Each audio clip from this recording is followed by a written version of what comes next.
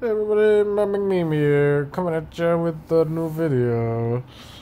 Uh, been recording a lot today. Um, Two really long takes on a bad video that I deleted just now, because it's not good. My nose is fucking runny, and I've been sneezing a lot. I don't know what the deal with that is. So I might be a smidge low energy compared to normal in this video. But today I'm going to be talking about the music that I've been listening to recently. Because if you don't know about me, I basically listen to a lot of music. And I listen to it well because I listen to good music. And I'm going to tell you the shit that I've been listening to recently. And telling you if you should listen to it or not. Probably yeah, because I only listen to the best music available. So first off, something that I've been listening to, well I actually just stopped listening to record this video, Aaron Dillaway, who is kind of a newer guy. Well, I started listening to him, just like a few days ago, a week ago maybe. He's apparently a super big, like, noise producer guy. He's worked with, like, Prurient and shit like that. So some of, like, the bigger names in the noisosphere, in America anyway. And I've been listening to his solo stuff. The Gag File, Modern Jester. I don't know if he has any other stuff, actually. Not on Spotify, anyway. Which is primarily where I listen to my music. Just because it's more convenient than to do other stuff. Because I don't like to sit at my computer because my chair kind of hurts my ass. Mostly the Gag File. I've listened to Modern Jester maybe twice. Because it's pretty long.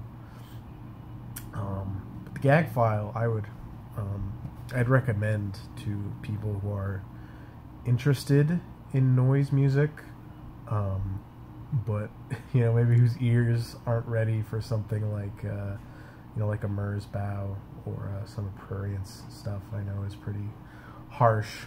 It's noise music, but not that harsh.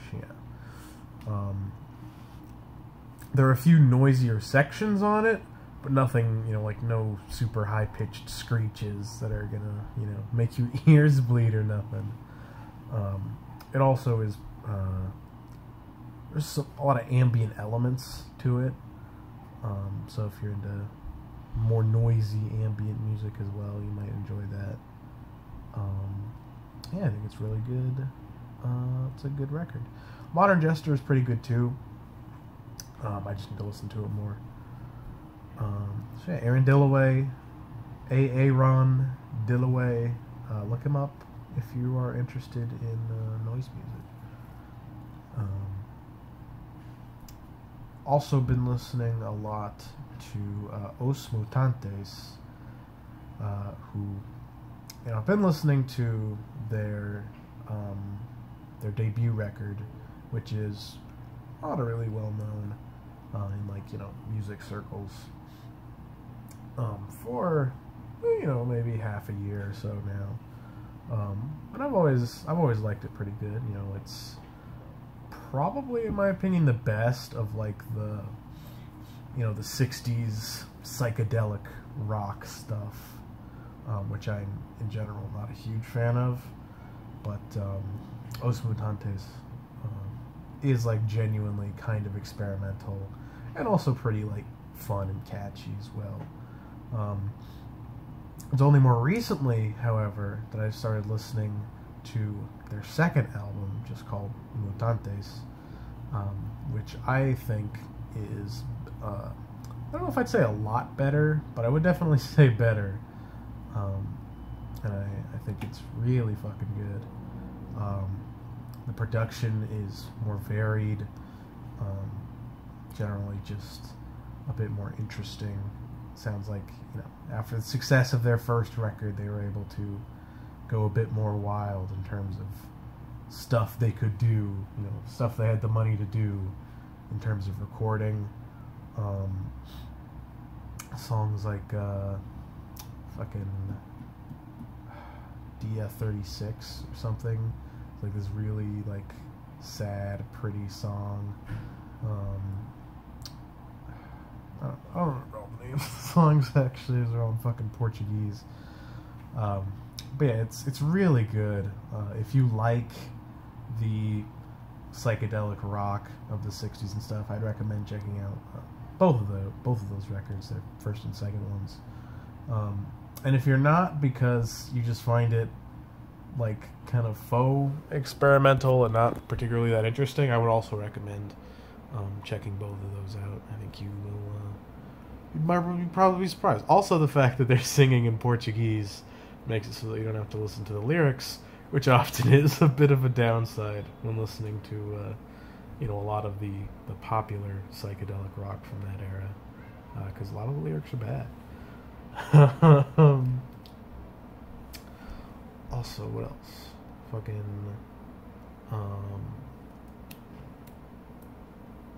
fuck, there was something else. Give me a second here.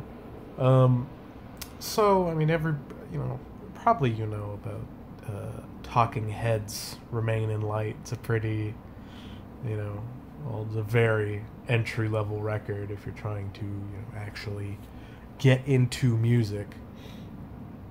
So obviously I've been listening to it for a while, but recently, in the last year, 6 months or so, when I started really getting into music, in a big serious way, it's kind of fallen off of the radar because you can come across as like really experimental, like David Byrne's voice can seem like really crazy, like whoa, it's super unique and stuff,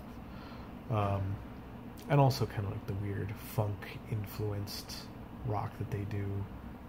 It's pretty cool, but might kind of get annoying for you. But recently I've started listening to it again, and as much of a pleb as it may make me, I'm really enjoying it. It's definitely not one of my favorite records anymore, but I do still think it's really good. I especially like Born Under Punches. The groove on that song is tight. David Byrne's lyrics are pretty funny. Even though it's a weird song, but and I also, low key, the intro for that song, the it's probably one of my favorite song intros ever, and also probably one of my favorite ways to start an album ever. It's really good. So yeah, that's a good record. I still think that what's the last song called? Like the Overheat or something is not great, mostly just because of David Byrne's "Tell the signal." Like he sounds like he's falling asleep, which does kind of match the attitude of the song, but it's not the greatest performance you could have given. Also, in other news,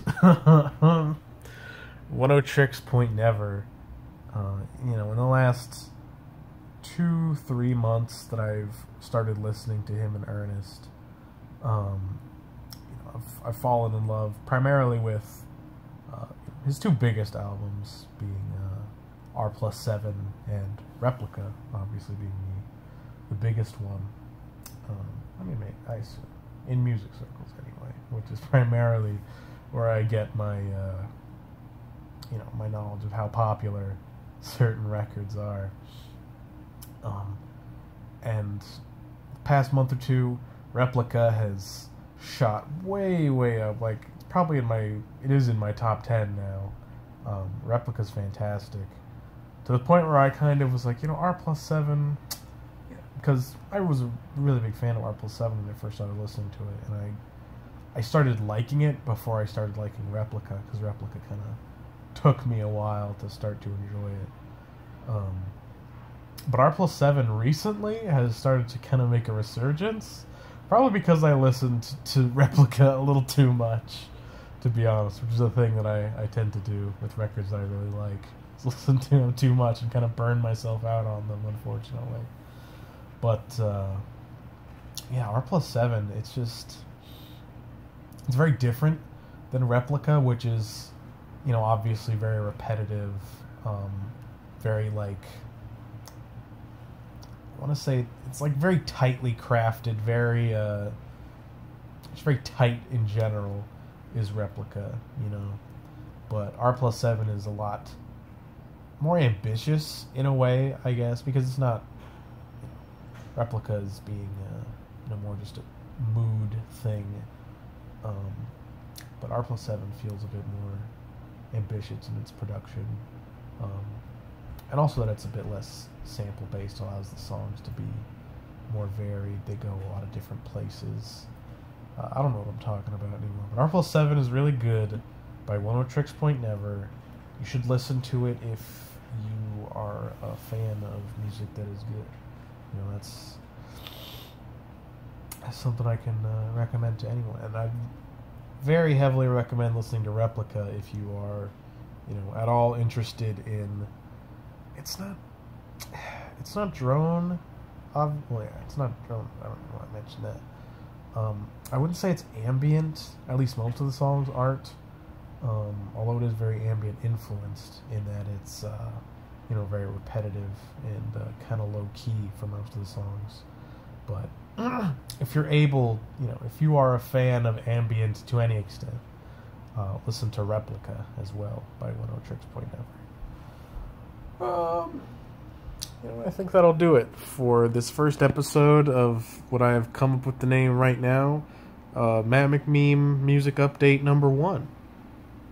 Maybe I'll do these in the future if I, am listening to records that are new to me, or if I'm, discovering new stuff. So maybe you can even expect me to talk about music some more. So yeah, thank you for watching, everybody, and I'll see you later.